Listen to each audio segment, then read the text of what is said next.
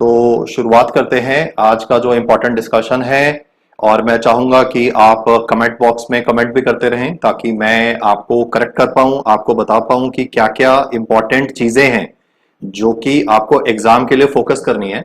क्योंकि अगर आप सीखेंगे खासकर रेगुलर बेसिस पे ये एक आपको एग्जाम के लिए फोकस, अरे अरे ये मैं अपनी खुद की इमेज देख रहा हूं, खैर कोई बात नहीं।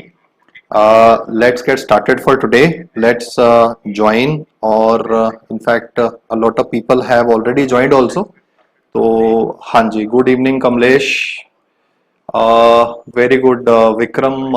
हम वेंट्रिकुलर टैकीकार्डिया की बात करेंगे। आई एग्री कि it's a broad complex tachycardia. नमस्कार स्पर्श सर, बहुत बहुत धन्यवाद, आपने टाइम निकाल के आप मेरे डिस्कशन में आए हैं and it's really a honour for me, really a pleasure for me. So चलो बच्चों, फटाफट से डिस्कशन करेंगे इंपॉर्टेंट ड्रग्स की। खासकर आपसे ट्रीटमेंट और चॉइस पूछा जा सकता है, आपसे उसकी इटियोपैथोजेनेसिस के बारे में पूछा जा सकता है। तो बहुत सारी ऐसी चीजें हैं जो मैं अगले कुछ मिनट्स में आपको सिंप्लीफाई करके बताने वाला हूं, ताकि आप अपना जो स्ट्राइक रेट है, जो आप एग्जाम में जो क्वेश्चंस पूछे जाते हैं, उन क्वेश्चंस को आप रिलेटिवली बेटर तरीके से आंसर कर पाए। तो देखिए, सबसे पहली बात तो आपको एग्जाम में ऐसा हो सकता है कि वो स्टैंडर्ड जो नॉर्मल ईसीजी का पैटर्न है वो तो खैर बहुत आसान होता है और वो रेगुलर मैंने ऐप में डिस्कस भी किया हुआ है। आज के जो यूट्यूब चैनल का जो मेन ऑब्जेक्टिव है वो है आपको सेंसिटाइज करना कि किस तरीके से आप वाइड कॉम्प्लेक्स क्यूआरएस और नैरो कॉम्प्लेक्स क्यूआरएस को आइडेंटिफाई कर पाएंगे। इनफैक्ट मोस्ट स्टूडेंट्स की ये क्वेरी रहती है कि सर हम बहुत बार एग्जाम में मतलब वेंट्रिकुलर टैकीकार्डिया या पीएसवीटी हम आंसर तो कर लेते हैं, लेकिन एट द सेम टाइम वो हमेशा डाउट रहता है कि कहीं खासकर जब वो ड्रग और चॉइस टू स्टेप क्वेश्चन पूछता है वहां पे गलती ना हो जाए। तो पहले तो मैं आपको ये बताना चाहता हूं कि हार्ट में जो पेस मेकर्स हैं, SA node, AV node, bundle of phase, अगर कभी भी प्रॉब्लम एवी नोड के ऊपर है, इनफैक्ट मैं नाम लिख देता हूं तो रिलेटिवली आपके लिए इजी हो जाएगा। पेसमेकर तो आप जानते ही है ना कि भाई डोमिनेंट पेसमेकर है, फिर बैकअप वाले पेसमेकर्स होते हैं, और ये पिछली क्लास में हमारा डिस्कशन भी हुआ था कि एसए नोड होता है, एवी नोड होता है, बंडल ऑफ फेज होता है, और फिर लास्ट में जो इंपल्सेस होते हैं या जो जानकारी होती है वो परकिंजे फाइबर के थ्रू आगे जाती है। अब अगर प्रॉब्लम, इस बात का ध्यान रखिएगा, अगर कभी भी प्रॉब्लम एवी नोड के ऊपर है तो हम उसको बोलेंगे supraventricular tachycardia. On the other hand अगर उसके नीचे प्रॉब्लम है तो वो या तो वेंट्रिकुलर टैकीकार्डिया हो सकता है या फिर वो वेंट्रिकुलर फिब्रिलेशन हो सकता है। तो सबसे पहले तो आपको ये बेसिक पॉइंट्स ध्यान रखने हैं कि जब भी सुप्रा वेंट्रिकुलर टैकीकार्डिया होगा, मेरा पॉइंट ध्यान से सुनना, जब भी सुप्रा वेंट्रिकुलर टैकीकार्डिया होगा तो हमेशा ईसीजी में, मैं आपको हाथ से बना के दिखाऊंगा, अभी तो मैं आपको सिर्फ एक एनिमेशन दिखा रहा था, हमेशा जो क्यूआरएस कॉम्प्लेक्स होता है वो हमेशा नैरो होता है। लेकिन अगर कभी भी आपको ब्रॉड क्यूआरएस कॉम्प्लेक्स मिलता है या ब्रॉड की जगह पे वो लिखता है वाइड, तो आपने समझना है कि वो वेंट्रिकुलर टैकीकार्डिया की बात कर रहा है। अब इस पे सवाल ये होगा कि भाई पहले आपको ये तो जानकारी होनी चाहिए ना कि भाई नॉर्मल क्यूआरएस की ड्यूरेशन क्या होती है, तभी तो बोलेंगे ना कि भाई इतने से कम पे नैरो और इतने से ज्यादा पे वाइड। तो फटाफट, वेरी गुड। आप ये रमेश, आपने पीएसवीटी बोला, अभी जो स्लाइड पे आप देख रहे हैं वो एक्चुअली वेंट्रिकुलर टैकीकार्डिया है। तो आप कमेंट कर सकते हैं यहां पर, मुझे बताइएगा कि जो क्यूआरएस का कॉम्प्लेक्स होता है उसकी नॉर्मल ड्यूरेशन कितनी होती है। तो यहां पर भी मैंने देखा है कि बहुत बार बच्चे जो हैं वो डेसिमल्स में बोलते हैं कि सर 0.08, 0.1। तो मैं आपको सजेस्ट करूंगा कि आप डेसिमल में याद मत करो।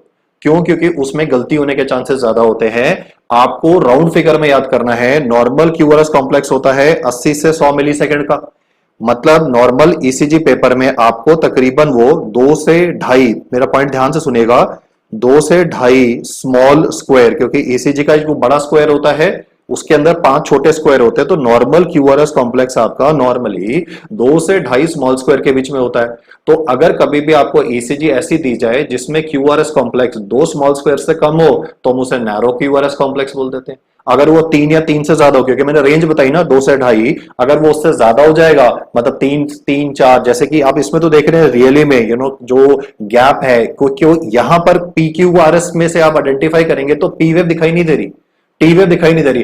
हार्ट इतनी तेजी से बीट कर रहा है कि पी वेव और टी वेव तो दिखाई नहीं दे रही, आपको सिर्फ और सिर्फ QRS complex, QRS complex, QRS complex बार बार दिखाई दे रहा है। और ये जो गैप है आर और आर वेव के बीच का जो गैप है ये भी रिलेटिवली कम हो गया। तो पहला कॉन्सेप्ट बच्चों आज आपने जो सीखा वो है कि कभी भी अगर किसी भी एरिथमिया में कभी भी आपको कोई ईसीजी का स्ट्रिप दिया जाए जिसमें हार्ट रेट बढ़ा हुआ है, वो हार्ट रेट बढ़ा हुआ कैसे पता चलता है? तो उसके लिए तो देखिए सिंपल सी बात है कि नॉर्मल हमारा हार्ट रेट 80 से 100 के बीच में होता है।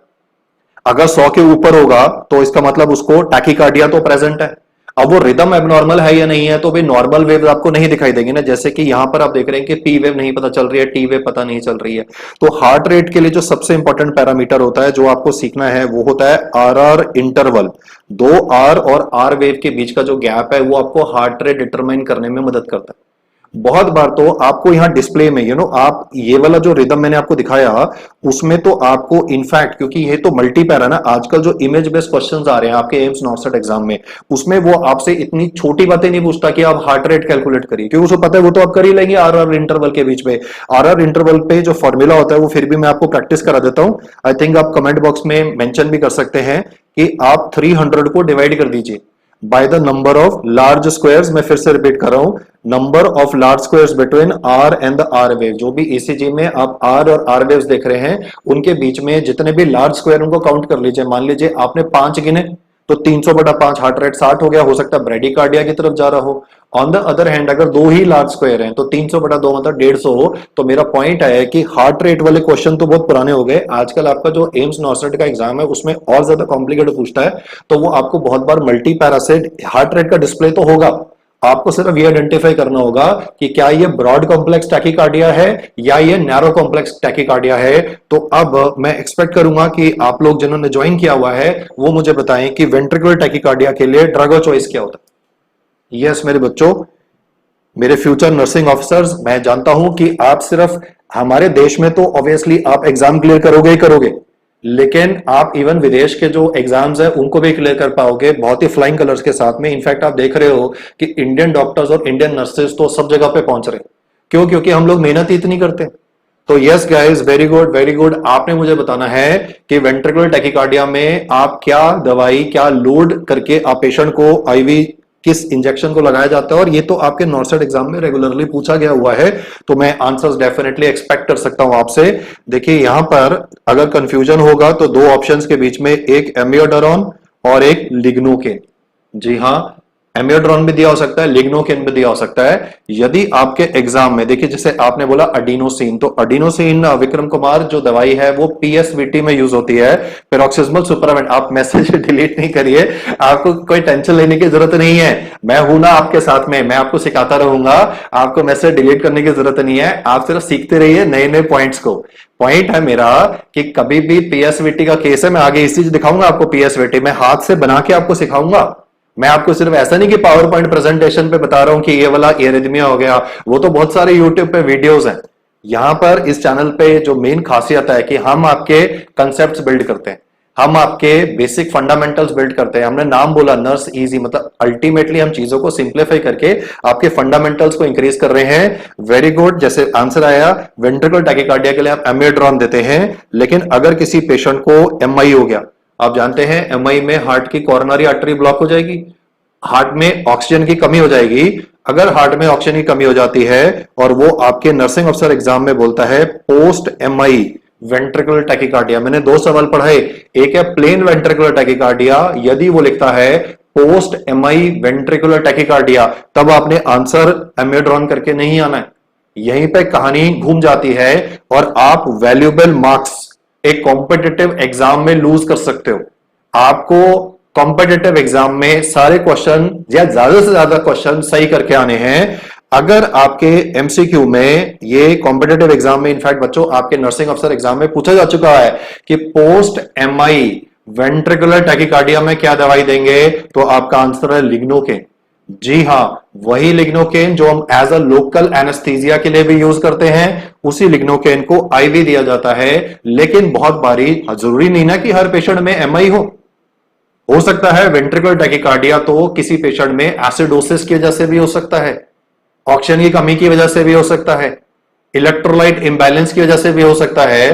तो अगर वो सवाल में सिर्फ वर्ड लिखता है वीटी वेंट्रिकुलर टैकिकार्डिया, तब आपका आंसर होगा एमियोड्रॉन। और अगर पोस्ट एमआई वेंट्रिकुलर टैकिकार्डिया तो आपका आंसर हो जाता है लिग्नोकेन। तो देखो बच्चों, यहां पर एक बहुत ही इंपॉर्टेंट कंसेप्ट मैं आपको एक्सप्लेन कर देता हूं अगली स्लाइड में, जिससे आप इस एरिथमिया को बेटर समझ पाएंगे।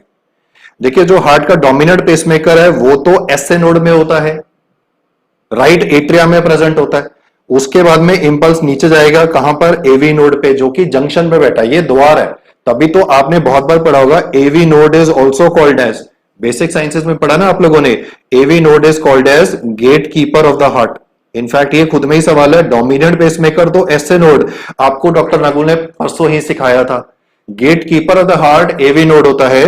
उसके बाद में नीचे आ जाता है बंडल ऑफ फेज, और बंडल ऑफ फेज से फिर मैं यहां पे ग्रीन कलर से हाईलाइट कर रहा हूं, बंडल ऑफ फेज से नीचे जो फाइबर्स इस तरीके से जाते हैं मायोकार्डियम में, उनका नाम होता है परकिंजे फाइबर्स, जो कि fastest conducting fibres in the heart present है। अब वेंट्रिकल टैकिकार्डिया में दिक्कत क्या है भाई, आफ्टर ऑल ऐसा क्या है कि वेंट्रिकल दौड़ी जा रहा है। पहले तो आपको यह जानना है कि भाई नॉर्मली पहले तो एट्रिया कॉन्ट्रैक्ट करता है फिर वेंट्रिकल कॉन्ट्रैक्ट करता है ना भाई, एट्रिया का ब्लड पहले वेंट्रिकल में जाएगा तभी तो वेंट्रिकल कॉन्ट्रैक्ट करेगा। यहां पर क्या है, वेंट्रिकल ही दौड़े जा रहा है, तेज तेज तेज तेज दौड़े जा रहा है। तो ऐसी क्या दिक्कत हो गई, तो दिक्कत भाई साहब यहां पर यह हुई कि इस मायोकार्डियम में, इस हार्ट के अंदर कोई एबनॉर्मल फोकस क्रिएट हो गए। उस एबनॉर्मल फोकस को बोलते हैं एक्टोपिक। एक्टोपिक मतलब नॉर्मल कंडक्शन सिस्टम के बाहर। ये एक्टोपिक फोकस बहुत ही तेज रेट पे फायर करते हैं। इनफैक्ट कई बार तो ये 1 मिनट में 250 बार तक फायर कर सकते हैं। अब खासियत ये है कि भाई जो नॉर्मल आपका मेरा एसए नोड है वो तो बेचारा 1 मिनट में 60 से 100 बार ही फायर कर सकता है, लेकिन जो ये एक्टोपिक फोकस है ये 1 मिनट में 250 बार फायर करेगा। तो ये बन गया हार्ट का बॉस। ये कहता है कि भाई अब सारे साइड हो जाओ, मैं हार्ट को कंट्रोल करूंगा। और 250 में दिक्कत क्या है भाई, पहला क्वेश्चन तो अब ये बोलोगे मुझसे कि सर आप मुझे ये बताओ कि भाई 250 बार कॉन्ट्रैक्ट कर रहा है, तेज तेज कर रहा है, तो करने दीजिए ना, कार्डियक आउटपुट बढ़ेगा नहीं। मेरे फ्यूचर नर्सिंग ऑफिसर्स, आपको यह जानना है कि यदि हार्ट बहुत तेजी से बीट करता है तो हार्ट की क्षमता कम हो जाती है। क्यों क्षमता कम हो जाती है पंपिंग की, क्योंकि जितनी तेजी से दौड़ेगा उतना उसको रिलैक्स करने का टाइम भी तो कम मिलेगा। रिलैक्सेशन क्यों इंपॉर्टेंट है, क्योंकि पहले हार्ट में ब्लड जाएगा तभी तो बाहर, पहले इनपुट होगा फिर ही तो आउटपुट होगा। यदि वो तेजी तेजी से दौड़ेगा, मैं आपको बोलूं जितनी ताकत से दौड़ सकते हो दौड़ लो, शुरू में तो दौड़ लोगे, लेकिन उसके बाद आपको थोड़ा रेस्ट चाहिए, फिर दौड़ लोगे, रेस्ट चाहिए दौड़ लोगे। यहां पे क्या है, हार्ट को दौड़ाई जा रहे हो दौड़ाई जा रहे हो दौड़ाई जा रहे हो, उसको रिलैक्सेशन का मौका ही नहीं मिल रहा, उसमें इनपुट ही नहीं हो रहा, उसमें ब्लड आ ही नहीं पा रहा। आप ये सोचिए, एक मशीन है, एक पंप है, उस पंप को आप तेजी से दौड़ाएंगे तो अगर उसके अंदर ब्लड आ ही नहीं पाएगा तो बाहर भी नहीं जा पाएगा। तो यदि इनपुट ही नहीं है तो आउटपुट भी नहीं होने वाला, तो जिसकी वजह से बीपी क्रैश कर जाता है। तभी बहुत बारी आपके नर्सिंग एग्जाम्स में ऐसे भी लिख सकता है पल्सलेस वेंट्रिकुलर टैकिकार्डिया। बहुत बार वो शॉर्ट में लिख सकता है, जो मैंने आपको अभी एनिमेशन दिखाई बच्चों, उसमें वो वर्ड लिख देगा पीवीटी, पल्सलेस वेंट्रिकुलर टैकिकार्डिया। कल्याण आपने लिखा वेंट्रिकुलर फिब्रिलेशन, मैं अगली स्लाइड उसी पे दिखाऊंगा, लेकिन अभी आप पहले कंसेप्ट समझिए। आपने हार्ट को इतनी तेज तेज दौड़ाया कि उसको रिलैक्स करने का मौका ही नहीं मिला। यदि उसमें ब्लड भर ही नहीं पाएगा, अगर इनपुट ही नहीं होगा तो आउटपुट तो वैसे ही अफेक्ट हो जाएगा। इसकी वजह से पेशेंट का बीपी अनरिकॉर्डेबल हो जाता है, और अनरिकॉर्डेबल होने पे अगर वो आपसे पूछता है कि आप क्या करोगे, तब आपका आंसर एमियोड्रॉन नहीं है, लिग्नोकेन नहीं है। आप बोलोगे सर ये क्या बोला, अभी तो कुछ देर पहले आप बता रहे थे कि drug choice for ventricular tachycardia amiodarone होता है, post MI ventricular tachycardia lignocaine होता है। अब आप कह रहे हो ये दोनों दवाइयां नहीं देंगे। यस मेरे फ्यूचर नर्सिंग ऑफिसर्स, मेरे बच्चों, आपको ये बात जाननी है कि अगर किसी पेशेंट का बीपी अनरिकॉर्डेबल हो जाए तब दवाइयां काम नहीं करती, तब बहुत देर हो चुकी है। तब क्या करना है, तब आपको पेशेंट को डीसी शॉक देना है। इस बात का ध्यान रखना कि बहुत सारे बच्चे वेंट्रिकुलर टैकिकार्डिया पे जब भी सवाल आता है वो ब्लड प्रेशर की वैल्यू देखते ही नहीं है। अगर आपने वेंट्रिकुलर टैकिकार्डिया के सवाल में ब्लड प्रेशर की वैल्यू नहीं देखी जो कि अनरिकॉर्डेबल है, या वो लिख दे 70/55, राइट, कोई भी लो, आई मीन बड़ी सी आउटरेजियस सी बड़ी लो वैल्यू दे रखी होगी। भाई आप जानते हो ना कि भाई अगर ब्लड प्रेशर 80 से कम हो जाए सिस्टोलिक, तो ब्रेन की ब्लड सप्लाई कम हो जाती है। पेशेंट के आंखों के आगे अंधेरा छा जाएगा, पेशेंट बेहोश हो जाएगा, पेशेंट अनकॉन्शियस हो जाएगा, सिंकोपी हो जाएगा। वेंट्रिकुलर टैकिकार्डिया के मरीज में बहुत बार क्योंकि ब्लड प्रेशर अनरिकॉर्डेबल हो जाता है, इसलिए आप यहां पर पेशेंट को डीसी शॉक देंगे, डिफिब्रिलेशन करेंगे। और अब आप कमेंट करिए, यस यस वेरी गुड। अब मेरे को अच्छे कमेंट्स मिल रहे हैं यहां पर। मुझे बताइए डीसी शॉक आप कितनी पावर का देंगे? ऑप्शंस हैं 50 joule, 100 joule, 200 joule, 300 joules. Yes guys, waiting for the answer. In fact chat में काफी सारे लोगों ने अलग अलग पॉइंट्स को मेंशन किया है, तो देख लेते हैं आप क्या पॉइंट बोलना चाहते हैं। Yes yes guys, waiting for answer from you guys. आप आंसर करेंगे हम 200 जूल। सेटिंग होती है ना सर, डिफिब्रिलेटर के ऊपर जो नॉब होती है उससे आप सेटिंग कर सकते हो। क्या 50 जूल का डीसी शॉक दोगे, 100 जूल का दोगे, 200 जूल्स का दोगे? तो आपने यहाँ पे 200 जूल्स का डीसी शॉक देके एरिथमिया को टर्मिनेट कर देना है। कंसेप्ट आपने टोटल मिला के 3 सीखे। अगर वो सवाल में सिर्फ वेंट्रिकुलर टैकिकार्डिया बोलेगा, एमेड्रॉन आंसर मार्क करना। अगर कॉम्पिटिटिव एग्जाम में आपके आंसर करता है, पूछता है post MI ventricular tachycardia, mark करना लिग्नोकेन। लेकिन अगर बीपी अनरिकॉर्डेबल हो गया, फिर आपका जो आंसर है वो डीसी शॉक में चला जाता है। तो अब एक और इसी टाइप का रिदम डिसऑर्डर देखते हैं, जिसमें ना तो कोई पी, ना क्यू, नो आर, ना एस। आप देख रहे हैं ईसीजी जो है सिर्फ डांस कर रही है। 12 की जो 12 लीड्स हैं उसमें अंडुलेशंस अराउंड द बेसलाइन प्रेजेंट हैं, इसलिए बहुत बारी पल्सलेस पेशेंट्स में वो वेंट्रिकुलर फिब्रिलेशन के बारे में भी पूछ सकता है। वेंट्रिकुलर टैकिकार्डिया और वेंट्रिकुलर फिब्रिलेशन में फर्क क्या है? तो देखिए, आप इस इमेज से बेटर समझ पाएंगे। ये मान लीजिए हमारा लेफ्ट वेंट्रिकल है, ये हमारा राइट वेंट्रिकल है। जब मैं आपको वेंट्रिकुलर टैकिकार्डिया पढ़ा रहा था तो मैंने बोला था ना, हार्ट में एक एक्टोपिक फोकस आ गया। यहां पर एक से ज्यादा मल्टीपल एक्टोपिक फोकाए आ गए। ये सारे के सारे एक्टोपिक फोकाए कोई 300 के रेट पे, कोई 350 के रेट पे, कोई 400, कोई 450, कोई 500, कोई 600 के रेट पे फायर कर रहा है। ये सभी हार्ट के बॉस बनने की कोशिश कर रहे हैं। देखिए, मैं ऐसे बोलता हूं, आप अगर घर पे खाना बना रहे हैं, एक आदमी खाना बनाए तो बेटर रहता है। कहते हैं ना, अगर 2-3 लोग मिलकर खाना बनाते हैं, जैसे हॉस्टल में कई बार होता है ना कि सारे लोग मिलकर लग जाते हैं, तो वो डिश खराब हो जाती है, क्योंकि हर आदमी अपना दिमाग लगाएगा उसमें। वैसे यहां पर क्या है, ये जो हर एक एक्टोपिक फोकाए, पिछली बार मैंने वर्ड क्या सिखाया था? फोकस। अभी क्या पढ़ा रहा हूं? फोकाए। तो यदि ये एक्टोपिक फोकाए प्रेजेंट है, मतलब एक से ज्यादा प्रेजेंट है, तो ये हार्ट के हर हिस्से को कॉन्ट्रैक्ट करने आने की कोशिश करेंगे। इनफैक्ट ये हार्ट के अलग अलग हिस्से को कॉन्ट्रैक्ट कराएंगे, तो हार्ट कॉन्ट्रैक्ट नहीं करेगा, वो रेदर क्या करेगा? वो ट्विच करेगा। इसलिए कई बारी जो आपकी नर्सिंग ऑफिसर वाली किताबें होती है उनमें लिखा होता है the heart is twitching like bag of worms. वो वर्ड उसने ऐसा क्यों लिखा, बैग ऑफ वर्म्स? क्योंकि हमें चाहिए सिंक्रोनाइज्ड कॉन्ट्रैक्शन। भाई सारे के सारे जो कार्डियक मसल्स हैं, लेफ्ट वेंट्रिकल भी, राइट वेंट्रिकल भी, एक साथ कॉन्ट्रैक्ट करना चाहिए। लेकिन यहां पर क्या हो रहा है, वो एक साथ कॉन्ट्रैक्ट करने की जगह पे ये हर एक्टोपिक फोकस, ये कुछ एरिया का, मान लीजिए ये इस लोकल एरिया का राजा बन गया, ये दूसरे एरिया का राजा बन गया। लेफ्ट वेंट्रिकल में ही अलग अलग डोमिनेंट पेसमेकर्स बन गए हैं, हर कोई अपने हिसाब से चल रहा है, तो फिर कोई कोऑर्डिनेटेड एक्टिविटी नहीं होगी, नॉन कोऑर्डिनेटेड एक्टिविटी होगी। और इस नॉन कोऑर्डिनेटेड एक्टिविटी की वजह से ईसीजी में आपको कोई भी नॉर्मल वेव्स नहीं मिलेगी। यस मोनिका परिहार, आपने बिल्कुल सही बोला, वेंट्रिकुलर फिब्रिलेशन। वेंट्रिकुलर फिब्रिलेशन के लिए कोई ड्रग ऑफ चॉइस नहीं होता है, यहां पर सीधा आपको पेशेंट को डीसी शॉक देना है।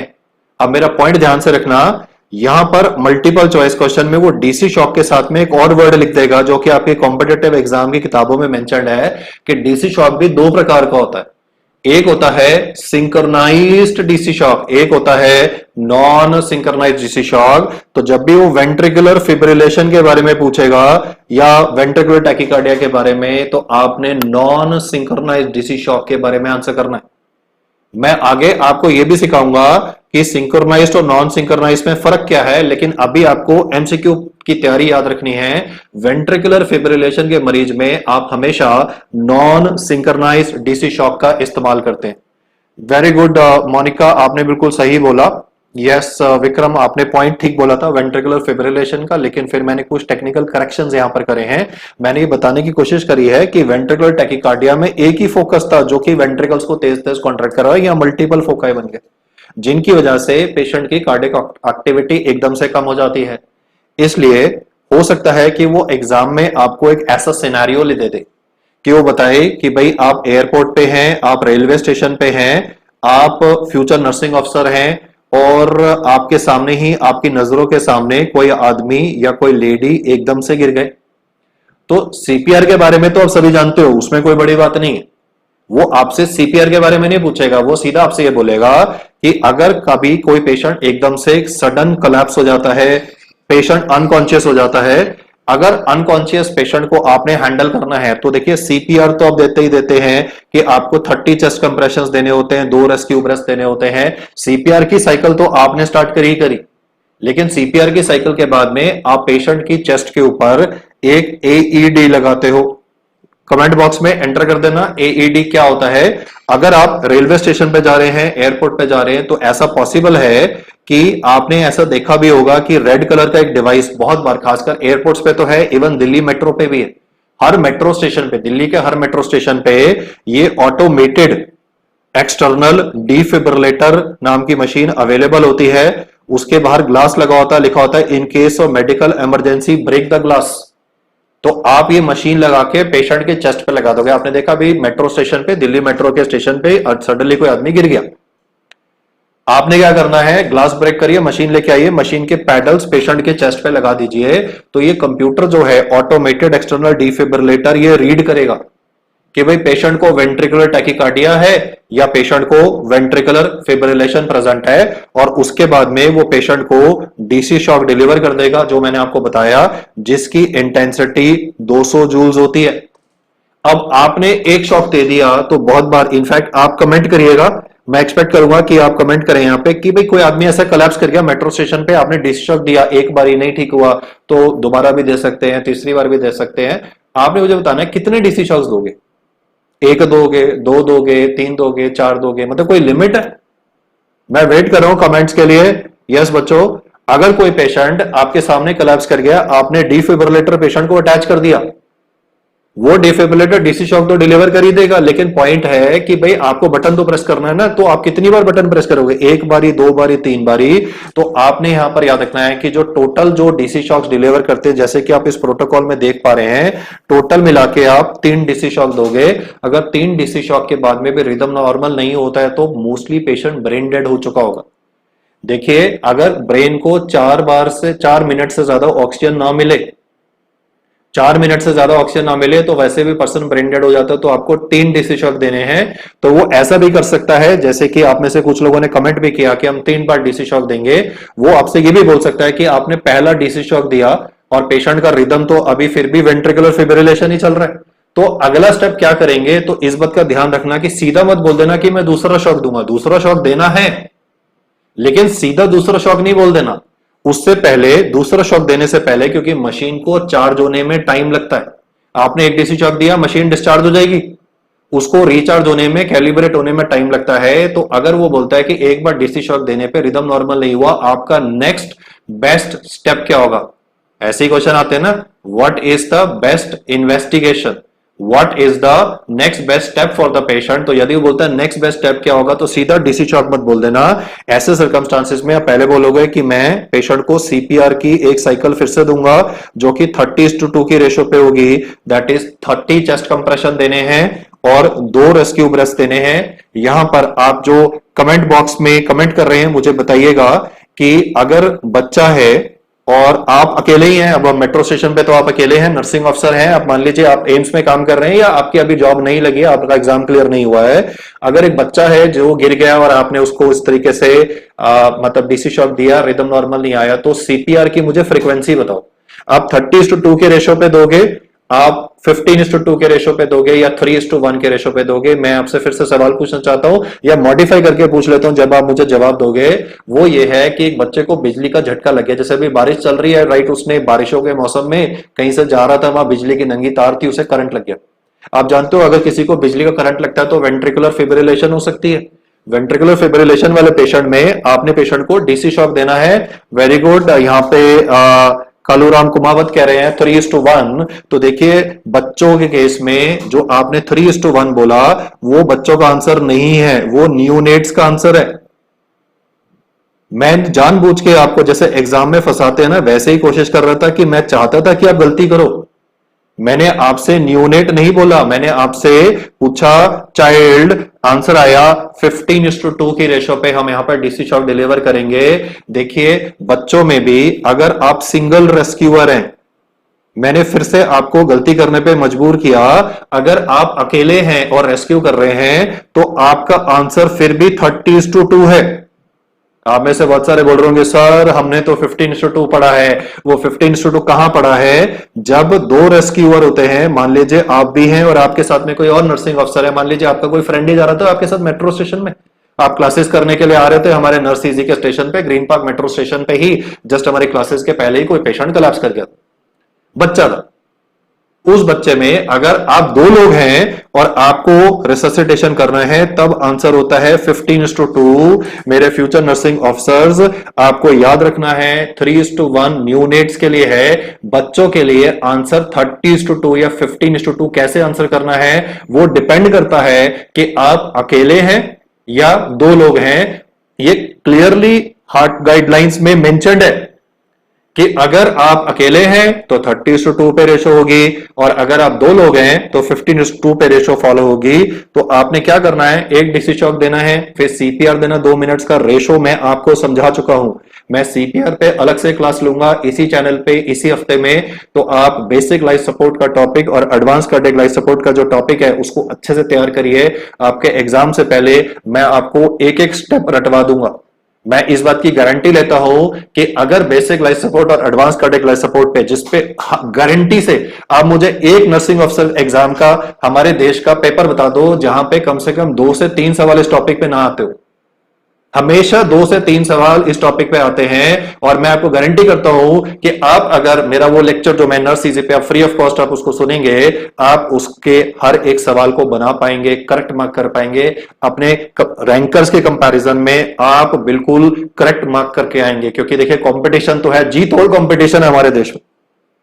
और जैसे मैंने बोला, मैं तो यहां पे बोल रहा हूं आप हमारे देश के एग्जाम नहीं, आप तो इंटरनेशनल एग्जाम भी निकालेंगे, आप तो दुबई हेल्थ अथॉरिटी के एग्जाम भी क्रैक कर पाएंगे। लेकिन पहले सीधा खुश मत हो रही है कि भाई हम तो आज तो भाई हम तो सारे एग्जाम निकाल लेंगे। स्टेप वाइज चलिए, स्टेप वाइज में बेसिक लाइफ सपोर्ट और एडवांस कार्डियक लाइफ सपोर्ट बहुत ही इंपॉर्टेंट टॉपिक्स हैं जिनको आपने रेदर सॉल्व करना है या रेदर उन टॉपिक्स को क्लियर करके आप ये एग्जाम निकाल पाएंगे। तो आगे चलते हैं बच्चों।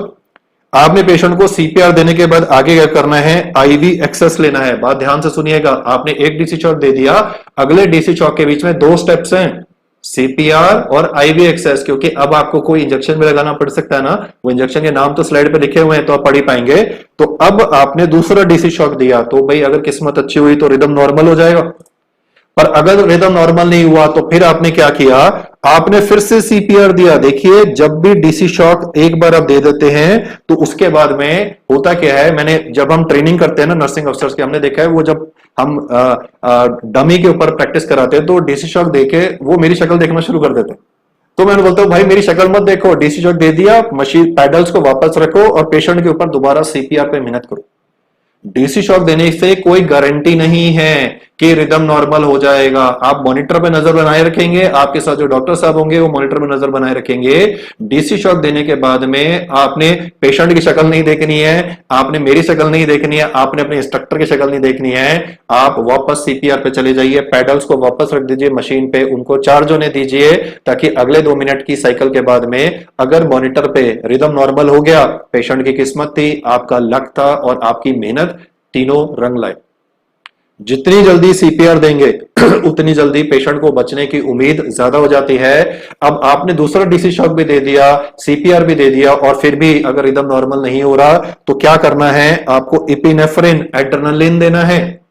कितना देना है, तो एड्रेनालिन आपको 1 मिलीग्राम देना है। इस बात का ध्यान रखो कि मैं आपको कार्डियक अरेस्ट नहीं पढ़ा रहा, हम अलग से एक दिन पढ़ेंगे एसिस्टोल। एसिस्टोल में तो ईसीजी में फ्लैट लाइन होती है, अभी हम फ्लैट लाइन नहीं पढ़ रहे ना, अभी हम पढ़ रहे हैं या तो पेशेंट को वेंट्रिकुलर फिब्रिलेशन है या फिर पेशेंट को वेंट्रिकुलर टैकीकार्डिया है, ब्रॉड क्यूअरस कॉम्प्लेक्स टैकीकार्डिया प्रेजेंट है, अगर इन दोनों में से कोई भी प्रेजेंट है तो हम यहां पर दूसरे डीसी शॉक के बाद में अगर रिदम नॉर्मल नहीं होता है तब एपिनेफ्रिन देते हैं और उसके बाद में पेशेंट को इंट्यूबेट कर देते हैं। ऑक्सीजन अंदर पहुंचानी जरूरी है, आप इंट्यूबेट करेंगे तभी लिखा होता है एडवांस्ड एयरवे। एडवांस्ड एयरवे मतलब बैग एंड मास्क से नहीं देना, अब नहीं काम चलेगा भाई, वो बैग एंड मास्क तो बेसिक स्टेप होता है, या माउथ टू माउथ रेससिटेशन तो बेसिक होता है। अभी अब ये जो मैं आपको पढ़ा रहा हूं सर, ये है बेसिक लाइफ सपोर्टिंग, लेकिन आपको यहां पर पेशेंट को इंट्यूबेट करना है। अगर ये सब करने के बावजूद भी इंप्रूवमेंट नहीं होती तो आप तीसरा डीसी शॉक देंगे। तीसरा डीसी शॉक देने के बाद में अगेन मेरी शक्ल नहीं देखेंगे, इंस्ट्रक्टर की शक्ल नहीं देखेंगे, पेशेंट की शक्ल नहीं देखेंगे, मॉनिटर की तरफ नहीं देखेंगे, लग जाओ बेटा मेहनत के लिए। क्या करना है, फिर से सीपीआर। मैं हाईलाइट करना चाहता हूं, मैंने मोस्टली बच्चों को देखा है डीसी शॉक के बाद में वो नेक्स्ट बेस्ट स्टेप पे कुछ ना कुछ अगले नेक्स्ट डीसी शॉक की जगह पे, मतलब एक डीसी शॉक दिया इंप्रूवमेंट नहीं हुई तो अगले डीसी शॉक देने के बीच में क्या करोगे, उसमें वो अजीब अजीब आंसर्स दे देते हैं। आपने सीपीआर आंसर करना है हर बारी। आप यहां नोटिस करिए, हर बार डीसी शॉक देने के बाद में सीपीआर 2 मिनट का देना जरूरी है। उसके बाद रीवैल्यूएट करिए मॉनिटर पे देख के कि रिदम नॉर्मल हुआ या नहीं हुआ। यदि नहीं हुआ तो पहली बार आपने आईवे लाइन लगाई थी, दूसरी बार उस आईवे लाइन से क्या दिया था, एड्रेनलिन, और तीसरी बार उस आईवे लाइन से क्या दोगे मेरे बच्चों, मेरे मेरे फ्यूचर नर्सिंग ऑफिसर्स। आप देखिए यहां पर जो आप एड्रेनलिन देने के बाद में भी रिदम नॉर्मल नहीं कर पा रहे हो तो यहां पर आप क्या दे रहे हो, आप एमियोड्रोन दे रहे हो। ये प्रोटोकॉल जो मैंने आपके सामने लिखा, इसकी फोटो खींच लेना चाहे तो इसी यूट्यूब चैनल पे दो, वैसे तो ये आपकी किताबों में भी दिया हुआ, मैं थोड़ा जूम इन कर लेता हूं अगर आपको पिक्चर लेनी है, क्योंकि ये बेसिक है, इस पे हमेशा सवाल आता ही आता है। इसलिए ये स्टेप्स आपको आने चाहिए कि आप पहले क्या करते हैं बाद में क्या करते हैं, क्योंकि वो नेक्स्ट बेस्ट स्टेप्स करके पूछ लेते हैं। चलिए आगे चलते हैं। स्टार्टिंग में आपको एक एरिथमिया मैंने दिखाया था, वेंट्रिकुलर टैकीकार्डिया। अब देखते हैं पीएसवीटी। ध्यान से स्क्रीन पे देखते रहना जो मैं आपके सामने हैंड ड्रॉ कर रहा हूं, क्योंकि आप किसी भी नर्सिंग यूट्यूब चैनल पे देखोगे वो आपको पीपीटीज पे पढ़ाएंगे, वो आपको सिर्फ बता देंगे ये इस तरीके से होता है। हम यहां पे आपको समझाते हैं क्यों कैसे। ये डिफरेंस है हम में और बाकियों में। अब देखिए, जब हार्ट तेजी से दौड़ता है तो ये जो आर और आर वेव होती है ये एक दूसरे के नजदीक आनी शुरू हो जाती है, और जब ये आर और आर वेव एक दूसरे के नजदीक आनी शुरू होती है तो ईसीजी की जो ये टी वेव है और ये आगे जो पी वेव है, आप जानते हैं कि ईसीजी की पहली वेव पी वेव होती है, लास्ट वाली टी वेव होती है, तो ये जो टी और पी है ये भी तो एक दूसरे के नजदीक आने शुरू हो जाएंगे।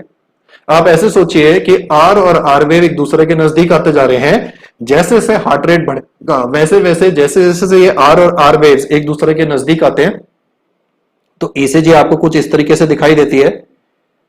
ये आपका हो गया आर वेव, एस वेव, और ये बीच में बड़ी एबनॉर्मल सी वेव बनाई मैंने, आप नोटिस करिएगा।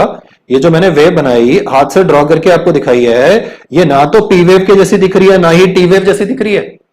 ये जो वेव है ये टी और पी के मिलने से, दोनों के मिलन से बनी है। तो ये जो एबनॉर्मल वाली वेव है स्टूडेंट्स, ये टी और पी वेव के मिलने से बन गई है। और आप नोटिस करिएगा कि अब जो आर आर इंटरवल है, जो आर और आर के बीच का जो गैप था, वो आर और आर के बीच का जो गैप है वो कम हो गया है। और मैंने स्टार्टिंग में पढ़ाया था कि आर और आर के बीच का गैप यदि कम हो जाए तो उसे टैकीकार्डिया बोलते हैं। टैकी एरिथमिया क्यों बोला, क्योंकि यहां तो ना तो पी दिख रही ना टी दिख रही। भाई जो नॉर्मल साइनस रिदम होता है, जो नॉर्मल हार्ट की इलेक्ट्रिकल एक्टिविटी होती है वो खत्म हो गई, हार्ट तेजी से दौड़ रहा है। मैं आपको बताऊंगा भी ऐसा क्यों हो रहा है, लेकिन अगर जो मैंने पीछे ईसीजी ड्रॉ करी थी जिसमें आपने नोटिस किया था ब्रॉड क्यूअरस कॉम्प्लेक्स टैकीकार्डिया, एक बार फिर से ड्रॉ कर लेते हैं ताकि आप बेटर समझ पाए, क्योंकि कई बारी तो एग्जाम में वो इस तरीके की इसमें नॉच भी दे देगा। ये नॉच का भी रीजन होता है, मैं डिटेल्ड क्लास में किसी दिन अगर मैं वेंट्रिकुलर टैकीकार्डिया की क्लास लूंगा तो मैं आपको रीजन भी बताऊंगा कि ये नॉच क्यों आती है। इसको एक्चुअली हम टेक्निकली जोसेफसन साइन बोलते हैं, लेकिन आज के लिए रहने दीजिए। आज के लिए आपने ये याद रखना है, हैंड ड्रॉ करिएगा मेरे साथ में। पीएसवीटी में पैरोक्सिस्मल सुप्रावेंट्रिकुलर टैकीकार्डिया में नैरो क्यूआरएस कॉम्प्लेक्स है, उसके बाद एक ऐसी वेव आ रही है जो कि पी और टी के मर्जिंग से बनी है। तो यदि आप इन पॉइंट्स को थोड़ा सा ध्यान रख लेते हैं तो तीन टैकीरिथमियास जो मैंने आपको तैयार कराए हैं वो है वेंट्रिकुलर फिब्रिलेशन, वीटी और फिर पीएसवीटी। अब आप कमेंट करेंगे, मुझे यहां पर बताइएगा कि ये जो पीएसवीटी का पेशेंट है, इस पेशेंट में अभी हार्ट रेट तो बहुत तेज है, आप इस पेशेंट के मैनेजमेंट के लिए सबसे पहला स्टेप क्या करेंगे? Yes guys, waiting in the comment box, जल्दी से बताते जाइए मुझे कि आप क्या स्टेप उठाएंगे ताकि आप इन पेशेंट्स का मैनेजमेंट कर पाए।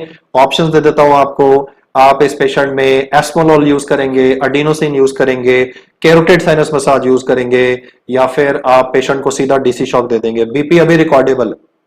Yes guys, waiting for the comments in this case. आपने मुझे बताना है कि यदि ऐसा हो गया तो आप ऐसे सर्कमस्टांसेस में क्या स्टेप उठा के इस पेशेंट का अच्छे से मैनेजमेंट कर पाएंगे। तो आपको यह जानना बहुत बहुत जरूरी है कि अगर वो आपसे ये सवाल खासकर पूछ लेता है पैरोक्सिस्मल सुप्रावेंट्रिकुलर टैकिकार्डिया के मैनेजमेंट के लिए फर्स्ट स्टेप क्या होगा, तो फर्स्ट स्टेप में आपका जो आंसर रहने वाला है यहां पर वो होगा कैरोटिड साइनस मसाज। इस बात का ध्यान रखिएगा, सीधा अडीनोसिन मत आंसर कर दीजिए। सबसे पहले आपने आंसर करना है CSM, carotid sinus massage for the patient. Carotid sinus massage के बाद में अगर इंप्रूवमेंट नहीं होती है तो आप अडीनोसिन का इस्तेमाल करते हैं, और यदि इंप्रूवमेंट नहीं होती है तो फिर आप पेशेंट को डीसी शॉक डिलीवर कर देते हैं। यह प्रोटोकॉल आपने भूलना नहीं है। अगर वो कभी भी बोलता है कि PSVT के पेशेंट का बीपी अनरिकॉर्डेबल है, तब ये सब मत बोलना। अगर बीपी अनरिकॉर्डेबल है फिर ये सब नहीं करना है, फिर सब दवाइयों के चक्कर में नहीं फंसना, फिर कैरोटिड साइनस मसाज के चक्कर में नहीं फंसना। फिर आपको सीधा ही पेशेंट को डीसी शॉक डिलीवर कर देना है। आपने ये सीखा कि आज के डेट में कभी भी आपके कॉम्पिटिटिव एग्जाम में अगर कोई डिसएरिथमिया आता है जिसमें हार्ट तेजी से दौड़ रहा है, तो ऐसे सर्कमस्टांसेस में अनरिकॉर्डेबल बीपी में दवाइयां आंसर मत करके आना। तब आपका जो आंसर रहेगा that would be giving DC shock to the patient. तो यहां पर देखिए मैंने कैरोटिड साइनस मसाज की आपको साइट भी दिखाई है। कैरोटिड साइनस मसाज की साइट क्या होती है, तो देखिए ये जो आर्टरी है इसका नाम है कॉमन कैरोटिड आर्टरी। ये दो भाग में बढ़ जाती है, एक बाहर की तरफ जा रही है, एक अंदर की तरफ जा रही है। जो अंदर की तरफ जा रही है उसका नाम है इंटरनल कैरोटिड आर्टरी। तो ये जो बाइफर्केशन की साइट है, उस बाइफर्केशन वाली साइट पे जस्ट थायराइड कार्टिलेज के लेटरली आप देख रहे हैं, ये पेशेंट का थायराइड ग्लैंड आप देख पा रहे हैं। ये थायराइड ग्लैंड है, ये थायराइड कार्टिलेज है ऊपर gland, this is the thyroid gland, ये स्तमस है, ऊपर थायराइड कार्टिलेज है, क्रिकोइड कार्टिलेज है। तो जस्ट थायराइड कार्टिलेज के लैटरली जो कैरोटिड साइनस प्रेजेंट है, उस कैरोटिड साइनस के ऊपर आप प्रेशर दे रहे हैं, तो ये वेगस नर्व को एक्टिवेट करता है जो कि हार्ट रेट को स्लो कर देता है। लेकिन कभी भी जब आंसर दोगे तो इस बात का ध्यान रखना कि आंसर देते टाइम ये बात बहुत जरूरी है कि पेशेंट का बीपी रिकॉर्डेबल होना चाहिए, अनरिकॉर्डेबल नहीं होना चाहिए। आज के डिस्कशन के लिए आपको ये सारे एरिथमियास तो याद रखने ही रखने हैं। अब जो एरिथमिया मैंने आपको बताया है उसका नाम है एट्रियल फिब्रिलेशन। इसको मैं अगले सेशन में और डिटेल में आपको बताऊंगा। तो आज डिस्कशन को खत्म करते हुए आप मुझे बताइएगा कि एट्रियल फिब्रिलेशन का पेशेंट है, उसका हार्ट रेट लेट मी से 200 हो चुका है। ऐसे पेशेंट में आप क्या दवाई देके पेशेंट के हार्ट रेट को स्टेबलाइज कर पाएंगे। एट्रियल फिब्रिलेशन में ईसीजी में पी वेव नहीं आती है क्योंकि SA node ectopic focus, SA node जो है वो डोमिनेंट पेसमेकर रहता ही नहीं है। यहां पर एक बड़ी खास रैदर फाइंडिंग आएगी कि जो आर और आर वेव्स के बीच का गैप होता है, वो आर और आर वेव्स के बीच का जो गैप आप नोटिस करिएगा जिस तरीके से मैं बना रहा हूं, जितने भी टैकीरिथमियाज होते हैं उन सारे टैकीरिथमियाज में आर आर इंटरवल बराबर बराबर आता है। या तो हार्ट तेज दौड़ता है, लेकिन कभी भी ऐसा नहीं होता कि आर आर इंटरवल चेंज होता रहे। यदि आर आर इंटरवल के बीच का जो गैप है वो चेंज हो रहा है, इर्रेगुलर आर आर इंटरवल, ये वर्ड आप कभी भी सवाल में पढ़ोगे, irregularly irregular pulse, irregular pulse, irregularly या फिर इरेगुलर आरआर इंटरवल, तो हमेशा एट्रियल फिब्रिलेशन के बारे में पढ़ना है। यस बच्चों, क्विकली कमेंट कर दीजिए एट्रियल फिब्रिलेशन के लिए हार्ट रेट तेज दौड़ रहा है, हार्ट तेज दौड़ रहा है, आप क्या दवाई लिखोगे ताकि आप हार्ट का रेट कंट्रोल कर पाओ। तो आपका आंसर होगा कि मैं एक बीटा ब्लॉकर, आपने फार्मा में पढ़ा है, वरना आप फ्यूचर में गोविंद सर के लेक्चर सुन पाएंगे जिसमें वो बहुत ही अच्छे तरीके से कॉन्सेप्ट्स आपको क्लियर करके बताएंगे कि बीटा ब्लॉकर ब्रेक्स लगा के हार्ट रेट को रिड्यूस कर पाएगा। तो आप यहां पर एस्मोलॉल देके रेट कंट्रोल अचीव कर पाते हो। एट्रियल फिब्रिलेशन में कभी भी वो दवाई आपसे पूछेगा तो आपने आंसर करना है एस्मोलॉल। और लास्ट जो ईसीजी में दिखा रहा हूं उसमें आप देख रहे हो यहाँ पे बहुत ही कैरेक्टरिस्टिक वेव्स होती हैं, इनको बोलते हैं सॉ टूथ वेव्स। ये saw tooth waves atrial Flutter में मिलती हैं। मैंने जानबूझ के आपसे पूछा नहीं कि फ्लटर है या फिब्रिलेशन है। देखिए फिब्रिलेशन और फ्लटर दोनों ऐसे बोलूंगा, एक बड़ा भाई एक छोटा भाई है, दोनों ही थोड़े से वेरिएशन है, सिर्फ हार्ट रेट का फर्क रहता है। लेकिन एट्रियल फ्लटर में भी अगर वो बोलता है कि आप रेट कंट्रोल के लिए क्या करोगे, तो यस गाइस क्विकली क्या दवाई दोगे? रेट कंट्रोल के लिए, हार्ट रेट स्टेबलाइजेशन के लिए क्या लिखोगे? बहुत बारी आपके कॉम्पिटेटिव एग्जाम्स में वो इजी से सवाल पूछ रहा है, यहां पर भी